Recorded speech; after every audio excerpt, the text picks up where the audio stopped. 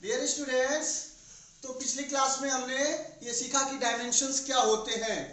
आज इस क्लास में हम सीखेंगे कि हम कैसे डिफरेंट फिजिकल क्वांटिटीज के डायमेंशंस को निकालें। तो कॉलम्स है, फिजिकल क्वांटिटी है, relation with other quantities, dimensional formula and their SI units. तो ये भौतिक राशियां हैं। ये भौतिक राशियों का दूसरी राशियों से संबंध, ये संबंध दिखाया जा रहा है। इस कॉलम में हम डायमेंशनल फार्मूला निकालेंगे और यहाँ पर हम उनकी एसआई यूनिट्स लिखेंगे। तो देखो बच्चों, एरिया है, एरिया को हम कहते हैं लेंथ इनटू ब्रेड्थ, लंबाई गुणे चौड़ाई, क्षेत्रफल बराबर लंबाई गुणे चौड़ाई। तो लेंथ भी एल और ब्रेड्थ के लिए भी, ब्रेड्थ भी क्या है, एक लेंथ ही तो है, तो उसके लिए भी एल यूज करेंगे। तो डायमेंशन कल में सिखाया था ना कि सिंबल्स होते हैं, लेंथ के लिए सिंबल क्या होगा एल, और ब्रेड्थ भी क्या है, एक लेंथ ही है, उसके लिए सिंबल क्या होगा एल। तो एल इंटू एल क्या हो जाएगा, L2 या एल स्क्वायर या L2। अब देखो इसमें मैं कल बताया था कि जो तुम्हारे 7 फिजिकल क्वांटिटीज होते हैं उनमें हम जो सिंबल्स यूज कर रहे थे, M for mass, L for length and T for time. Other symbols भी हैं पर उन सिंबल्स का हम ज्यादा यूज नहीं करेंगे। फिलहाल M, L और T का यूज बहुत ज्यादा होगा। पूरा जो फर्स्ट ईयर हम पढ़ते हैं उसमें से मैक्सिमम टाइम पे MLT, पूरी मैकेनिक्स में MLT, मास, लेंथ और टाइम, इन सिंबल्स का यूज सबसे अधिक होता है। तो जो हम सिंबल्स लिखते हैं उसमें क्या करते हैं, M, L और T तीनों के रूप आते हैं, तीनों आना चाहिए। तो जनरली क्या करेंगे हम, देखो बेटो बच्चों, देखो यहाँ पर M नहीं है ना, तो हम लिखेंगे M की पावर 0, L की पावर 2 है, वैसे ही लिख देंगे L2, एंड T नहीं है ना, यहाँ पर T मिसिंग है ना, तो हम लिख सकते हैं T की पावर 0। ठीक है। अब एरिया का जो एसआई यूनिट होता है वो क्या होता है, metre square, metre into metre क्या हो जाएगा, मीटर स्क्वायर। इस तरह से वॉल्यूम के लिए लेंथ, ब्रेड्थ इंटू हाइट। तो लेंथ के लिए क्या लिखेंगे, डायमेंशन सिंबल क्या होगा एल, ब्रेड्थ के लिए भी एल और हाइट के लिए भी एल। तो क्या मिलेगा हमें L3। अब चूंकि इसमें मास का टर्म नहीं है तो हम लिखेंगे M0, L3 और T0। इसका डायमेंशनल फार्मूला। अभी डेंसिटी आया, तो डेंसिटी के लिए क्या करेंगे, density is equal to mass upon volume. तो मास के लिए क्या होता है, डायमेंशन M इसका, और वॉल्यूम का L3। अभी निकाले है ना वॉल्यूम का L3, तो यहाँ रख देंगे L3। तो हमें क्या मिलेगा, M L minus 3।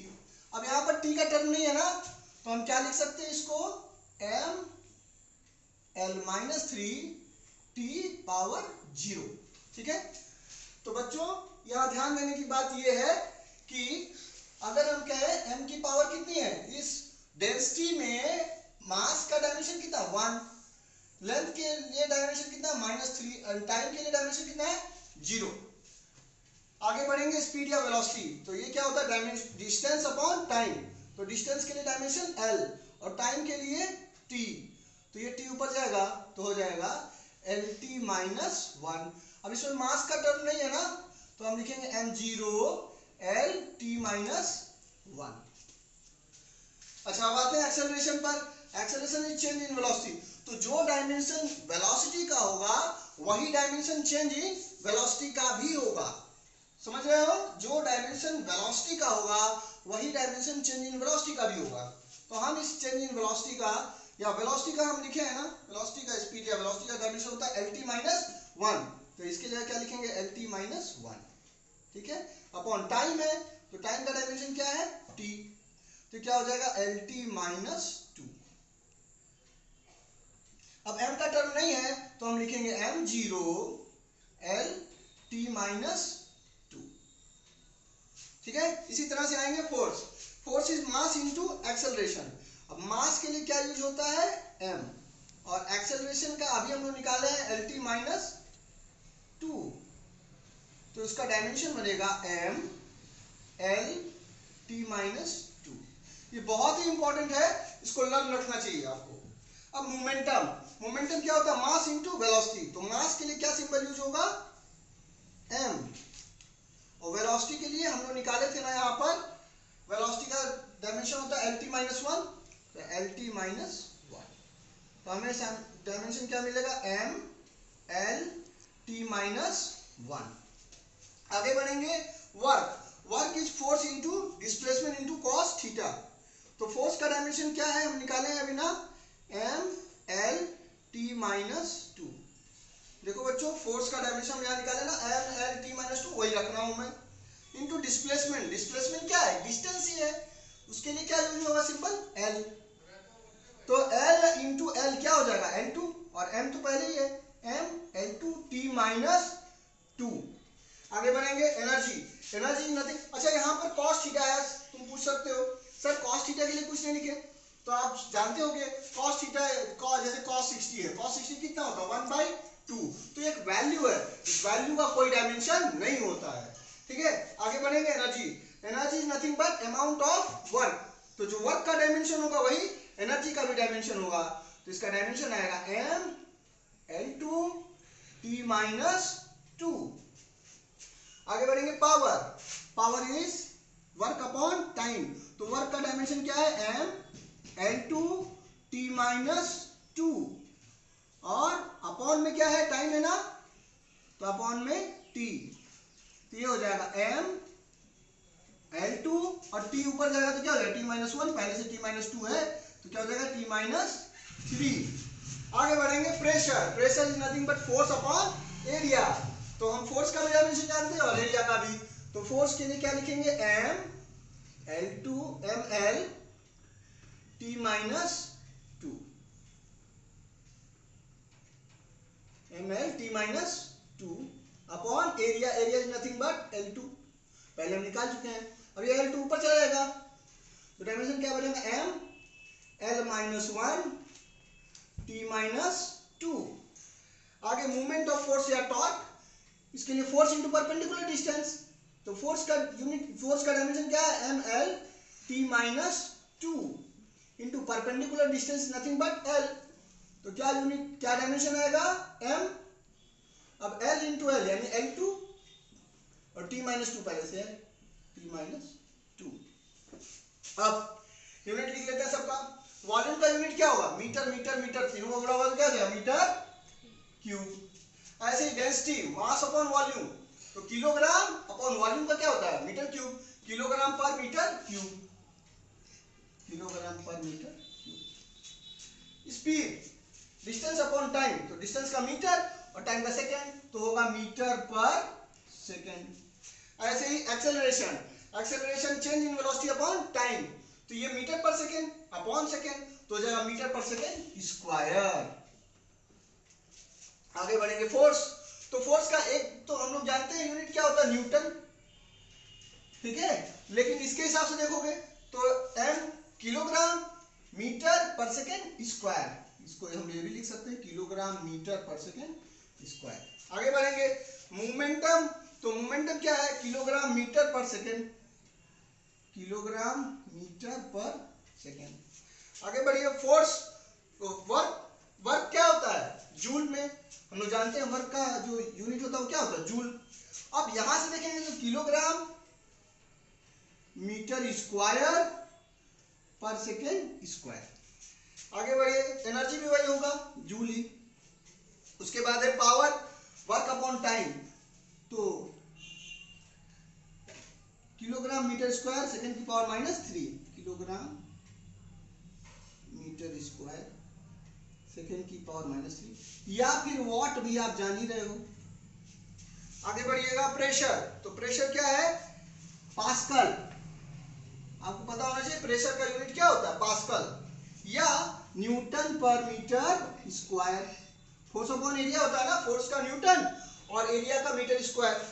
And the last is movement of torque या मूवमेंट ऑफ फोर्स या फिर टॉर्क, उसके लिए क्या है, फोर्स इनटू परपेंडिकुलर डिस्टेंस, तो फोर्स का न्यूटन, परपेंडिकुलर डिस्टेंस का मीटर, न्यूटन मीटर। नाउ अब ग्रेविटेशनल कांस्टेंट का हम लोग निकालेंगे, ग्रेविटेशनल कांस्टेंट। तो ग्रेविटेशनल कांस्टेंट देखो बच्चों, यूनिवर्सल फोर्स, जो हम लोग ग्रेविटेशन पढ़ेंगे तो उसमें देखेंगे, इस ग्रेविटेशनल कांस्टेंट को यूनिवर्सल कांस्टेंट ऑफ ग्रेविटेशन भी कहते हैं, या यूनिवर्सल ग्रेविटेशनल कांस्टेंट भी कहते हैं। तो F is equal to G m1 m2 upon r square, ये न्यूटन का फॉर्मूला है। यहाँ से हम लिख सकते हैं G equal to F R square upon m1 m2, यानी फोर्स इंटू डिस्टेंस का स्क्वायर अपॉन मास इंटू मास।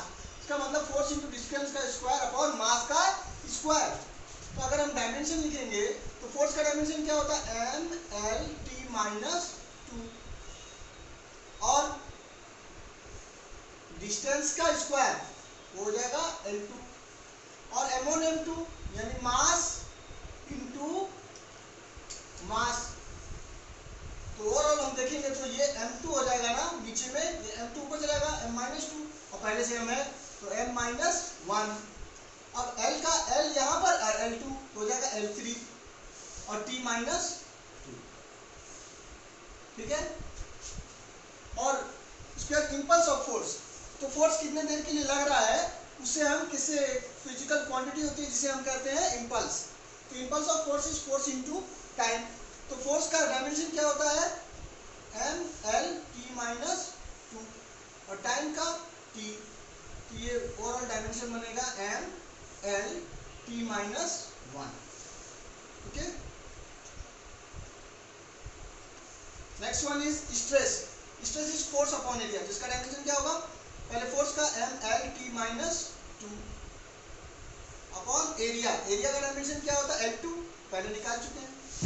तो ओवरऑल डायमेंशन जो बनेगा वो क्या बनेगा, एम L2 ऊपर जाएगा L-2, तो क्या हो जाएगा ओवरऑल L-1 T-2।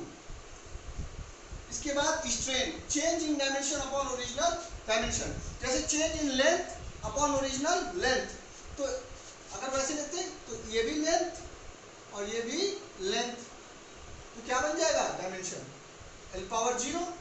इसका मतलब m, इसको हम ऐसे लिख सकते हैं m⁻�0, L⁻�0, T⁻�0। इसका मतलब स्ट्रेन जो होता है वो डायमेंशन लेस क्वांटिटी है। कैसी क्वांटिटी है, डायमेंशन लेस क्वांटिटी, इसका कोई डायमेंशन नहीं होता, दिमाहीन राशि होती है स्ट्रेन। कोफिशिएंट ऑफ इलास्टिसिटी क्या होता है, स्ट्रेस अपॉन स्ट्रेन। तो स्ट्रेस का क्या है डायमेंशन, m L-1 T-2, और स्ट्रेन का क्या है डायमेंशन, m0 L0 T0। तो हमें क्या मिलेगा dimension, m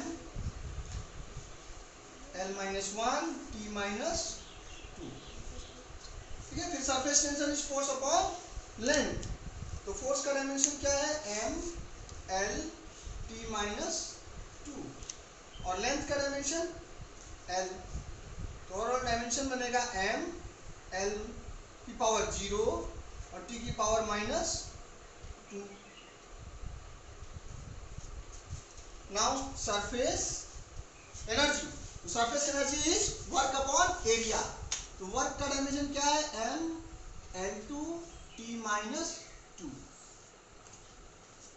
upon area. Area क्या होता है L2, तो क्या हो जाएगा m L0 T-2। Now coefficient of viscosity is equal to force upon radius into velocity।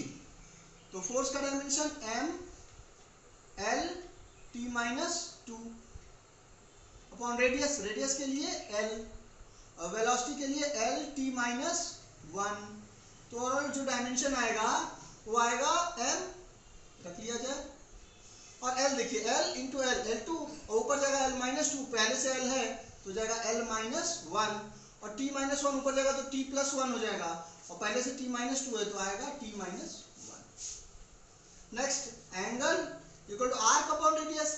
तो आर्क एक लंबाई है तो उस लंबाई के लिए क्या L, और रेडियस, रेडियस भी कुछ लंबाई होगी, कुछ रेडियस होगा उसका, वो भी लेंथ ही है एक तरह का, तो उसके लिए भी L।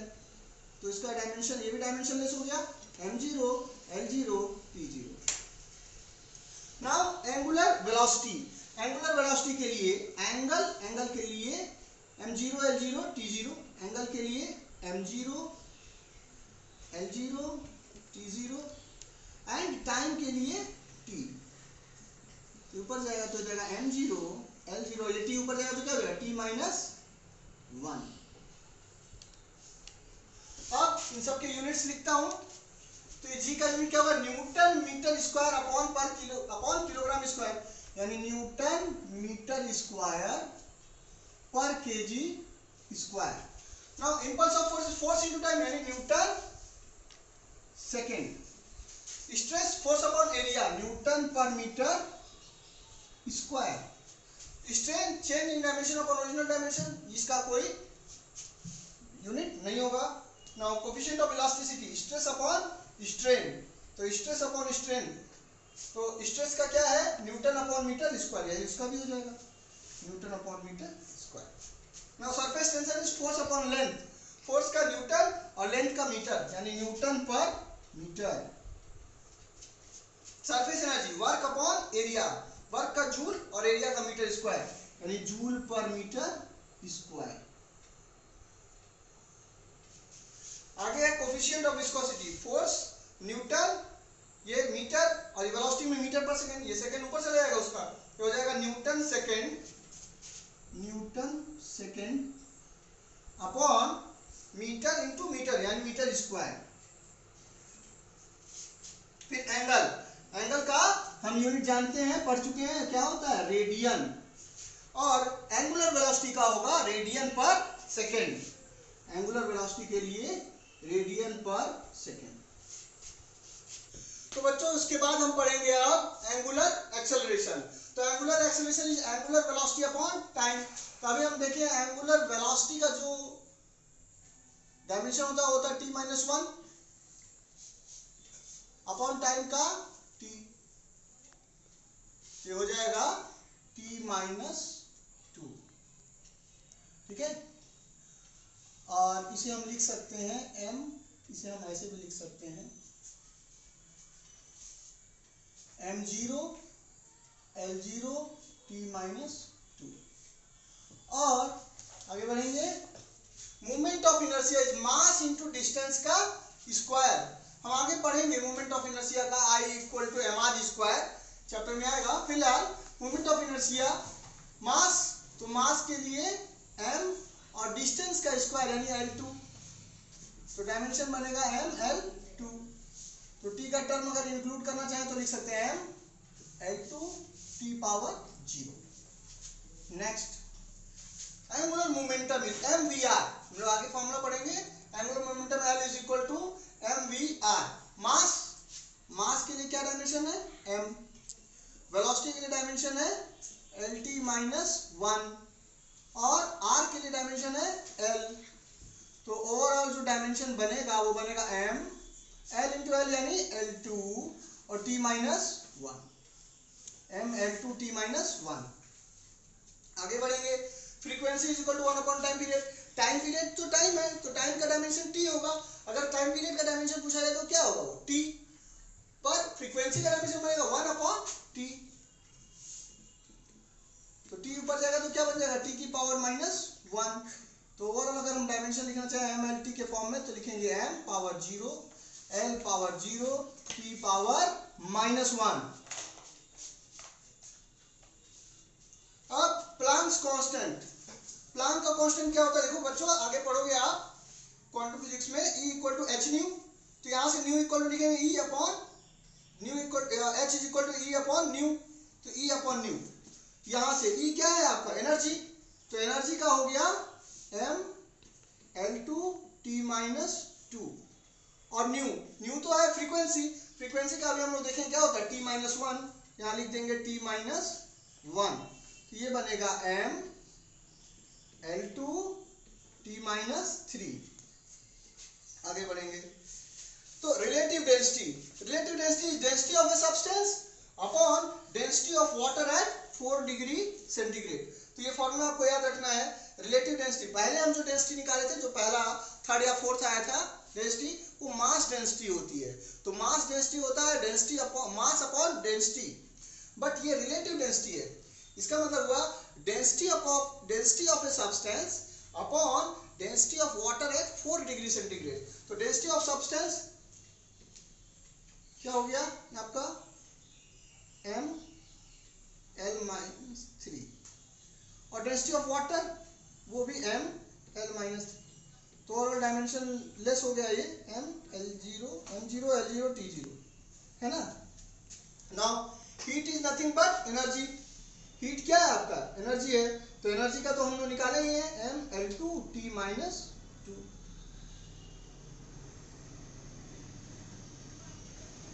Next one specific heat, specific heat is heat upon mass into temperature. तो हीट का क्या होगा, एनर्जी है तो m L2 T माइनस 2। तो specific heat upon mass into temperature, heat के लिए एनर्जी वाला m L2 T माइनस 2 और मास के लिए m और टेम्परेचर के लिए मैं बताया था तुम लोगों को k यूज करते हैं। तो ये हो जाएगा ओवरऑल डायमेंशन जो आएगी इसकी वो होगी m0 L2 T माइनस 2 और k ऊपर जाएगा तो क्या हो जाएगा k माइनस 1। आगे बढ़ेंगे। Universal gas constant PV equal to NRT. जब हम लोग गैसेस पढ़ेंगे, मॉलिक्यूलर थ्योरी वगैरह पढ़ेंगे तो वहां पर आएगा यूनिवर्सल गैस कांस्टेंट। यहां से पीवी इक्वल टू एनआरटी, यहां से R equal to PV upon NT, जहां पर पी क्या है pressure, V volume and number of moles and T is temperature. तो इसका डायमेंशन बनाएंगे हम। तो डायमेंशन क्या आएगा इसका बच्चों, देखो ध्यान से। पी का प्रेशर, प्रेशर के लिए फोर्स अपॉन एरिया, तो फोर्स अपॉन एरिया। तो हम लोग निकाले थे ना प्रेशर का, फोर्स का क्या है देखो बच्चों M L T minus 2 upon area, area L2। तो जब इसको सॉल्व करिएगा तो आएगा m L minus 1 T minus 2। ठीक है, ये प्रेशर का हो गया। अब वॉल्यूम, वॉल्यूम का L3 और उसके बाद n नंबर ऑफ मोल्स, मोल के लिए MOL और उसके बाद टेम्परेचर, टेम्परेचर के लिए K। तो ओवरऑल क्या बनेगा m, तो m लिख दीजिए m, l का l माइनस 1 और L3 तो हो जाएगा L2 और t पावर माइनस 2, तो इसे लिख दीजिएगा t पावर माइनस 2 और पर मोल, मोल की पावर माइनस 1 और केल्विन ऊपर जाएगा तो k की पावर माइनस 1। ये बनेगा इसका डायमेंशन। आगे Boltzmann constant PV equal to KT, ये फॉर्मूला हम आगे पढ़ेंगे। K इक्वल टू आएगा P into V upon T। P का हम डायमेंशन अभी निकाले थे M L minus 1 T minus 2। तो P इंटू V वॉल्यूम का L3 और T टेम्परेचर, टेम्परेचर का केल्विन। तो ओवरऑल डायमेंशन जो बनेगा वो क्या बनेगा m, अब L माइनस 1 और L3 तो L2 और T माइनस 2 और K माइनस 1। ठीक है, अब आगे हम चार्ज, इलेक्ट्रिक चार्ज। अब हम पढ़ेंगे आगे, जब इलेक्ट्रिसिटी पढ़ेंगे सेकेंड ईयर में तो वहां आएगा कि current is charge flowing through a cross section per unit time. तो I equal to Q upon T, वहां से Q equal to I into T होगा। तो I के लिए क्या होगा, डायमेंशन क्या होता है A। ये फंडामेंटल है ना, I इलेक्ट्रिक करंट क्या है फंडामेंटल फिजिकल क्वांटिटी है। तो I के लिए A एंड टाइम के लिए T, तो इसका डायमेंशन बनेगा AT। अब MLT के बाद में लिखोगे तो M0 L0 A M0 L0 T और A T। आगे परमिटिविटी ऑफ फ्री स्पेस। तो ये हम जब इलेक्ट्रिसिटी पढ़ेंगे उस समय पढ़ेंगे कि F is equal to 1/4 pi epsilon naught Q1 Q2 upon R square. This is Coulomb's law. ये क्या है, कूलॉम का नियम है। यहां से हम एप्सिलॉन नॉट लिख सकते हैं, epsilon naught is equal to FR square upon Q1 Q2। तो F क्या है, न्यूटन। तो F का dimension M L T minus 2 और R स्क्वायर यानी L2 और Q1 Q2, Q का अभी हम लोग डायमेंशन इलेक्ट्रिक चार्ज का निकाले थे AT। तो Q1 Q2 AT into AT, तो A2 T2। ठीक है, अब यहाँ पे ओवरऑल डायमेंशन देखिए क्या आता है M, ऐसे लिख लेंगे L की पावर 1 L की पावर 2 यानी L की पावर 3। अब T की पावर माइनस 2 और T की पावर 2, तो ये T की पावर 2 ऊपर जाएगा तो क्या होगा T पावर माइनस 2, पहले से T की पावर माइनस 2 है तो T की पावर माइनस 4 और A की पावर 2 ऊपर जाएगा तो क्या हो जाएगा A की पावर माइनस 2। ऐसे ही मैग्नेटिक फील्ड जब हम पढ़ेंगे तो वहां पर मैग्नेटिक फील्ड का फॉर्मूला होता है F इज इक्वल टू होता है मैग्नेटिक फोर्स जो लगेगा वह force is F is equal to Q V B sine theta. तो यहाँ से B लिख सकते हैं, B equal to F upon Q V sine theta. अब देखिए जो F का डायमेंशन है वो क्या है, फोर्स का है M L T minus two upon Q, charge का डायमेंशन हम क्या देखे हैं, A इंटू टी। और साइन थीटा का कोई डायमेंशन नहीं होगा, लेकिन V का डायमेंशन होगा, V मतलब वेलोसिटी क्या है, LT माइनस 1। तो ओवरऑल डायमेंशन देखिए क्या होगा, m, इसको वैसे लिख लेंगे, L यहाँ पर भी है और यहाँ पर भी है, तो L और L कैंसिल हो जाएंगे, तो क्या हो जाएगा यहाँ पर L0। और T के लिए देखते हैं, T और T की पावर माइनस 1 है, T की पावर 0 हो जाएगा, और T की पावर माइनस 2 पहले से, तो T की पावर माइनस 2। अब A ऊपर जाएगा तो क्या हो जाएगा, A की पावर माइनस 1। अब यूनिट्स देख लेते हैं, एंगुलर एक्सेलरेशन रेडियन पर सेकेंड, क्या हो जाएगा, रेडियन पर second. Moment of inertia mass into distance का स्क्वायर, किलोग्राम मीटर स्क्वायर, क्या बनेगा यूनिट इसका, किलोग्राम मीटर स्क्वायर। ठीक है, आगे एंगुलर मोमेंटम, तो किलोग्राम मीटर पर सेकेंड और इनटू मीटर, तो किलोग्राम मीटर स्क्वायर पर second. Next frequency is 1 upon time period, तो यानी 1 अपॉन सेकेंड, इसी को ही हम लोग हर्ट्ज भी बोलते हैं। ठीक है, फ्रीक्वेंसी का यूनिट क्या होता है, हर्ट्ज। अब E अपॉन न्यू, तो E क्या है, एनर्जी के लिए क्या हो गया आपका जूल, और न्यू इज पर सेकेंड यानी 1 अपॉन सेकेंड, तो ऊपर जाएगा तो सेकेंड यानी जूल सेकेंड। और उसे इस फॉर्म में भी लिख सकते हैं, किलोग्राम मीटर स्क्वायर पर सेकेंड स्क्वायर, तो सेकेंड की पावर माइनस 1 हो जाएगा। नाउ रिलेटिव डेंसिटी का कोई यूनिट नहीं है, डेंसिटी अपॉन डेंसिटी है ना, हीट इज एनर्जी के लिए नथिंग बट जूल या कैलोरी। आगे स्पेसिफिक हीट के लिए क्या है, heat upon mass into temperature, तो हीट के लिए क्या हो गया, जूल या कैलोरी, अपॉन मास के लिए किलोग्राम, और टेम्परेचर के लिए kelvin. Now universal gas constant, तो P प्रेशर के लिए पास्कल, V वॉल्यूम के लिए metre cube, upon N number of mole, and T is temperature का केल्विन।